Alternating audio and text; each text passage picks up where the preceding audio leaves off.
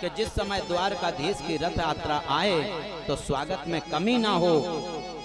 सभी माताएं खड़ी होकर के भगवान के ऊपर फूल बरसा दी, लेकिन भगवान ने सज्जनों बरसते हुए फूलों को नहीं देखा। भगवान ने जो दुर्योधन ने सजावट की उसको नहीं देखा। भगवान नजर उठा करके देखते हैं कि इस भीड़ में मेरा विदुर कहां खड़ा है। दुर्योधन सोचता है मैंने इतना सजावट करवाई, इतना स्वागत करवा रहा हूं, ये इसको ना देख करके पता नहीं किसको देख रहे।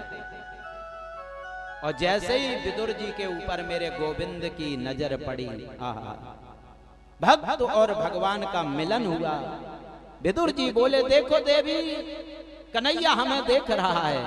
और भगवान ने इशारा कर दिया, चिंता मत करो, मैं तुम्हारी कुटिया में जरूर आऊंगा। सुंदर सिंहासन पर सब लोग बैठे हुए हैं। दुर्योधन ने स्वागत करके बोला, कन्हैया आप हमारे नगर में आए हैं, बड़ी कृपा की, लेकिन मैं जान नहीं पाया कि आपका आगमन किस कारण से हुआ। भगवान ने कहा, दुर्योधन कभी मैंने तुम्हें दुर्योधन नहीं कहा है, तुम्हें हमेशा मैंने सुयोधन कहा है। मैं तुमसे एक बात पूछना चाहता हूं। क्या? बोले जो पांडव हैं वो तुम्हारे भाई हैं? बोले हाँ जी। बोले आपके सगे चाचा के लड़के हैं ना? बोले हाँ जी। तो जब आपके भाई हैं, सगे चाचा के बेटे हैं, तो आधे राज के अधिकारी हैं या नहीं? दुर्योधन कड़क करके बोला, कन्हैया सुचक्रे नैव दास्यामि बिना युद्धेन केशव।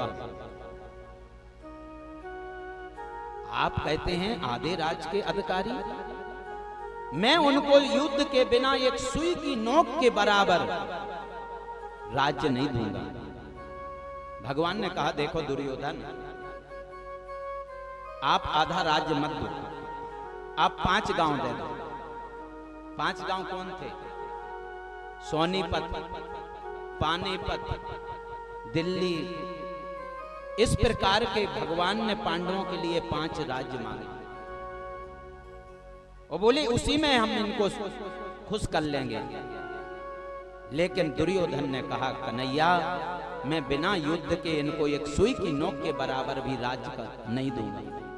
वहीं बैठे थे धृष्टराज, तुरंत दुर्योधन का हाथ दबा करके बोले, पागल, एक शांति दूत से कैसा बोलना चाहिए ये भी तुम्हें पता नहीं है? दुर्योधन बोला, महाराज मैं जन्म से थोड़ा ऐसा हूं, कोई बात नहीं, राजपाट की बात तो चलती रहेगी। मेरी माँ कितनी पतिव्रता है, आपके लिए 56 भोग बनाए। भगवान ने कहा, देखो दुर्योधन, भोजन 2 ही परिस्थिति में होता है, या तो कराने वाले के अंदर श्रद्धा हो या करने वाले के पेट में भूख हो, तभी भोजन हो सकता है। आपके अंदर श्रद्धा नहीं है और मेरे पेट में भूख नहीं। और आज तो निमंत्रण मेरे विदुर चाचा के यहाँ पर है। दुर्योधन ने कहा, विदुर के यहाँ आपका निमंत्रण?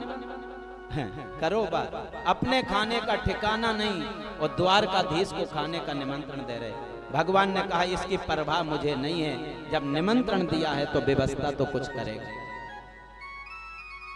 दुर्योधन बोला, मैं भी देखूं क्या व्यवस्था करते हैं। फिर एक कन्हैया एक बात बताओ, द्वारका से सीधे आप मेरे पास में आए तो विदुर जी ने आपको निमंत्रण कहाँ दिया? बोले द्वारका से निमंत्रण आया था कि जब भी हस्तिनापुर आऊंगा तो पहले भोजन आपके घर करूंगा। उसी भीड़ में विदुर जी खड़े। विदुर जी ने इशारे से पूछा, कन्हैया हमने कब निमंत्रण दिया है? भगवान ने कहा, जो हम कह रहे हैं वो ठीक कह रहे हैं, शांति से बैठो। विदुरानी से कहा, पता नहीं आ जाए, तुम जाओ घर में चौका लगाओ, गाय के गोबर से लीपो। मैं ग्वाल वालों की बाजार में जाता हूँ, कहीं से खोआ ले रहे, कहीं से दूध ले रहे, कहीं से रबड़ी ले रहे, अपने खाने का ठिकाना नहीं। गोविंद आए तो कुछ तो व्यवस्था होनी चाहिए। विदुरानी ने गाय के गोबर से लीपा, स्नान कर रही थी। उसी समय भगवान द्वार पर पहुंच गए। साकर को खटखटाया, चाची जी खोलो। जैसे ही विदुरानी ने सुना ये आवाज तो मेरे गोविंद की है, वस्त्र बदलना भूल गई। भाव में इतनी बेहोर हो गई, वैसे ही दौड़ पड़ी और जैसे दरवाजा खोला सामने कन्हैया खड़ा है। भगवान ने सोचा ये मेरे प्रेम में तो इतनी पागल हो गई कि कपड़े भी नहीं बदले। भगवान ने अपनी कारी कामल लेकर के उड़ा। विदुरानी अंदर लेकर के गई, एक टूटा पाटा लेकर के आई, कन्हैया यहाँ बैठो, ये जगह अच्छी नहीं, यहाँ बैठो, यहाँ नहीं यहाँ बैठो। और एक कोने में जाकर के उल्टा पाटा बिछा दिया वो कन्हैया को उस पर बैठा। और भगवान ने भी नहीं देखा कि उल्टा है या सीधा है। प्रेम से बोलो। जैसे जैसे रात होती जाती है आप लोगों को आलस आने लगता है। और जोर से बोलो। भगवान बैठे, भगवान ने अपने पेट पर हाथ घुमाया और कहा काकी जी बहुत जोर से भूख लगी, कुछ खाने के लिए हो तो। आज हरि आए विदुर घर पावना, आज हरि आए विदुर घर पावना, आज हरि आए विदुर घर पावना, आज हरि आए विदुर घर पावना, आज हरि आए विदुर घर पावना, आज हरि आए विदुर घर पावना, आज हरि आए विदुर घर पावना, विदुर घर पावना, विदुर घर पावना, विदुर घर पावना, विदुर घर पावना, विदुर घर पावना, विदुर घर पावना, विदुर घर पावना, आज हरि आए विदुर घर पावना, आज हरि आए विदुर घर पावना, आज हरि आए।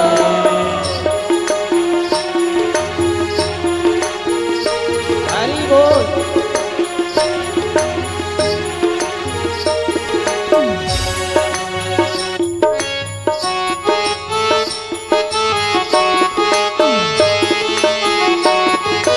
हरि बोल।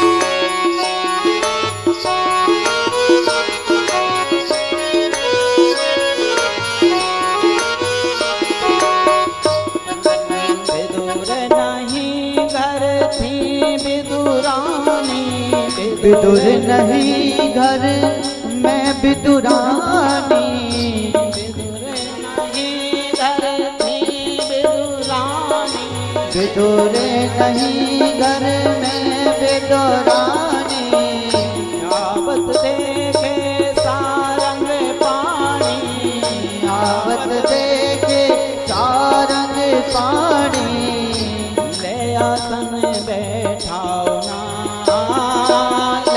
आसन बैठाओ ना, आज हरि आए विदुर घर पावना, आज हरि आए विदुर घर पावना, आज हरि आए विदुर घर पावना, आज हरि आए।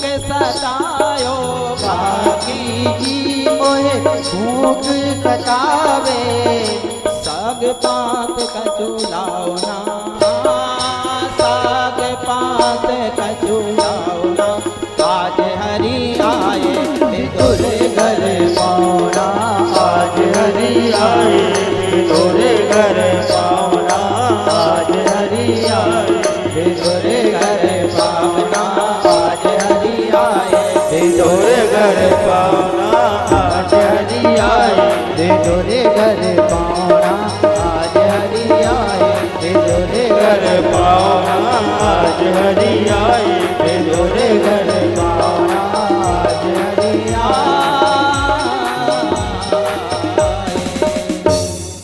विदुर जी के यहाँ पर भगवान कहा, काकी मोए बहुत जोर से भूख लगी, कछु खाने को दे दो।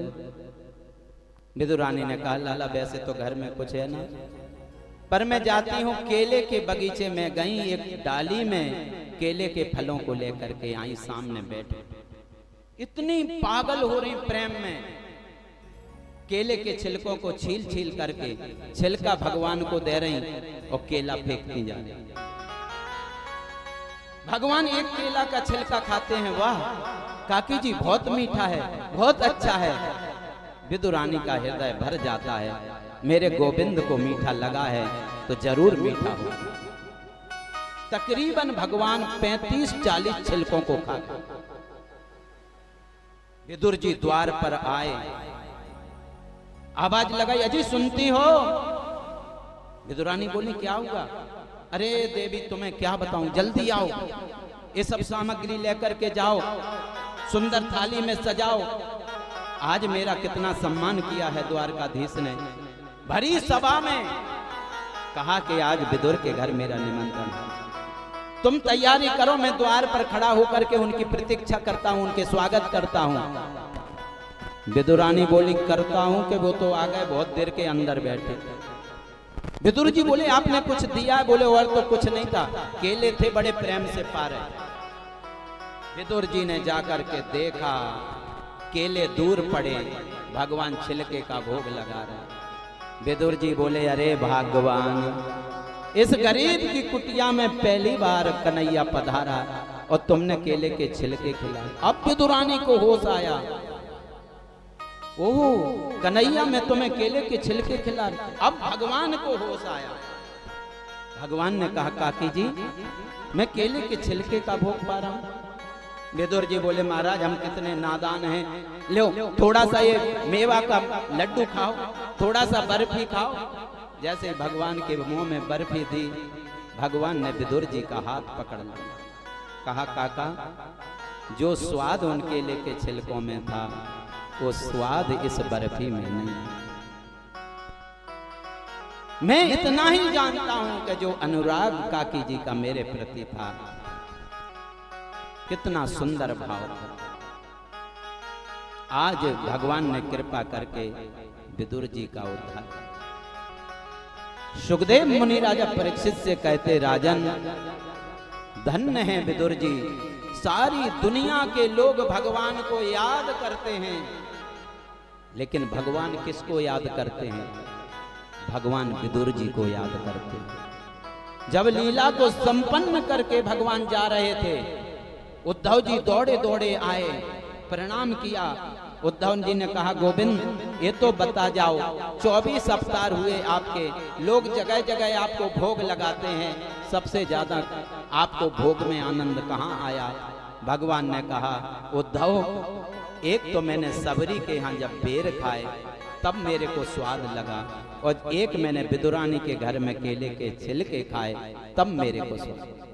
और आज भगवान उद्धव से कहते, उद्धव आज मुझे अपने विदुर की बहुत याद आ रही, जहां तुम्हें मेरा विदुर मिले मेरा समाचार अवश्य सुना। भगवान से अज्ञापित होकर के आए हैं, सरस्वती के किनारे दोनों भक्तों का मिलन होगा। एक ज्ञानी भक्त है, एक नीतिक भक्त है, लेकिन परमात्मा की लीला देखो, जब दोनों आपस में मिले हैं तो दोनों की परिस्थिति भिन्न बन गई। दोनों का कंठ अवरुद्ध हो रहा है, कुछ बोलना चाहते हैं पर शब्द नहीं निकलता। विदुर जी कहते उद्धव जी आप बड़े हैं। उद्धव जी कहते नहीं नहीं नहीं, आप सबसे श्रेष्ठ हैं। उद्धव जी ने विदुर जी को भगवान की बाल लीलाओं का वर्णन करके सुनाया। और कुछ जानते थे तो उद्धव जी ने कहा कि आप हरिद्वार में जाओ, हरिद्वार में मैत्रेय मुनि रहते हैं, आप उनके पास जाओगे तो आपकी सभी शंका दूर हो जाएगी। आज विदुर जी उद्धव से आज्ञापित होकर के हरिद्वार में आए, मैत्रेय मुनि के आश्रम में आए। लेकिन शास्त्र कहता है कि जात पात पूछे नहीं कोई, हरि को भजे सो हरि को होई। भगवान के भजन में कोई बिरादरी नहीं है सज्जनों, भगवान के दरबार में कोई ऊंचा बड़ा नहीं है। मैत्रेय मुनि ब्राह्मण हैं और विदुर जी दासी पुत्र। लेकिन जब विदुर जी को आते देखा मैत्रेय मुनि दौड़े और जैसे ही चरणों में गिरने लगे। विदुर जी ने कहा महाराज कैसी बात कर रहे, हम तो आप तो संत हैं। तुरंत विदुर जी ने मैत्रेय मुनि को प्रणाम किया, अपनी कुटिया में बैठाया। मैत्रेय मुनि कहते हैं आज मेरा जीवन धन्य हो गया, विदुर आप जैसा संत मेरे कुटिया में पधारा। मेरी झोपड़ी के भाग आज खोल जाएंगे, राम आएंगे। मेरी झोपड़ी के भाग आज खुल जाएंगे, राम आएंगे। मेरी झोपड़ी के भाग आज खुल जाएंगे, राम आएंगे। मेरी झोपड़ी के भाग आज खुल जाएंगे, राम आएंगे। राम आएंगे आएंगे राम आएंगे। राम आएंगे आएंगे राम आएंगे। राम आएंगे आएंगे राम आएंगे। ओ राम आएंगे आएंगे राम आएंगे। मेरी झोपड़ी के भाग आज खुल जाएंगे, राम आएंगे। मेरे झोपड़ी के भाग आज खुल जाएंगे, राम आएंगे। नाचते हुए ताली बजाओ, जय हो।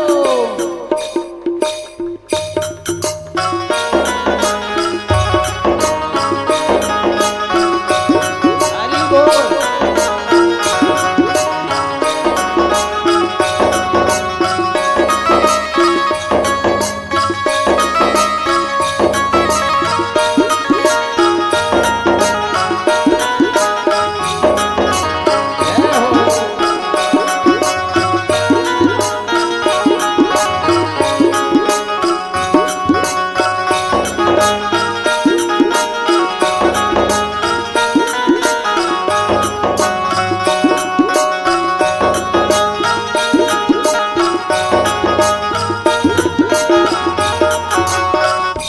राम आएंगे तो अंगना सजाओगे।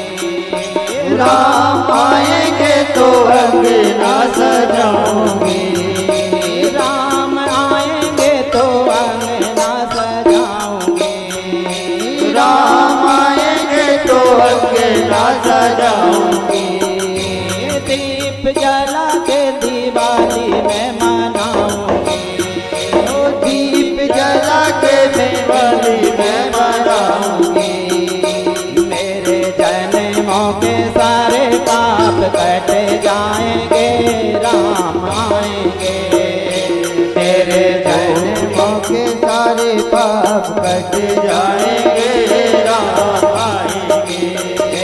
मेरी झोपड़ी के भाग आज खुल जाएंगे, राम आएंगे। मेरी झोपड़ी के भाग आज खुल जाएंगे, राम आएंगे।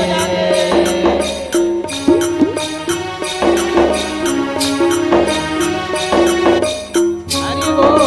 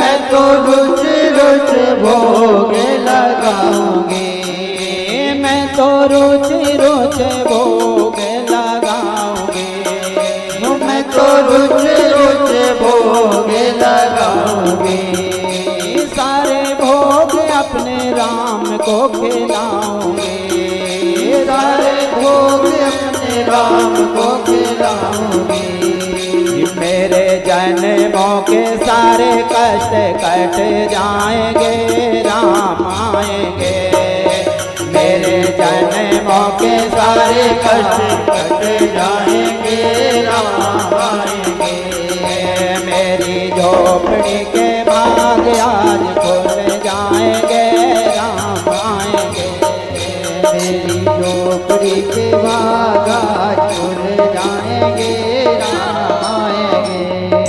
हरि बोल।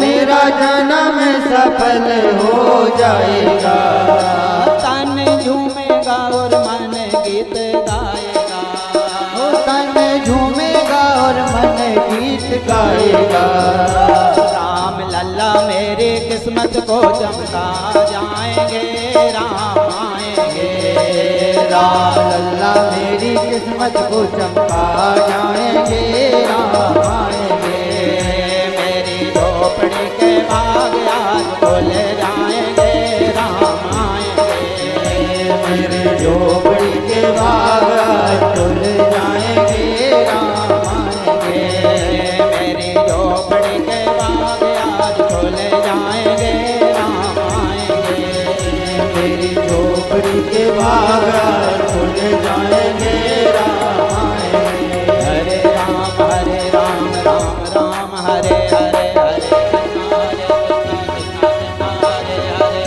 राम राम राम हरे हरे, हरे कृष्णा कृष्णा कृष्णा हरे हरे राम राम राम हरे हरे, हरे कृष्णा कृष्णा कृष्णा हरे हरे, हरे राम राम राम हरे हरे, हरे कृष्णा कृष्णा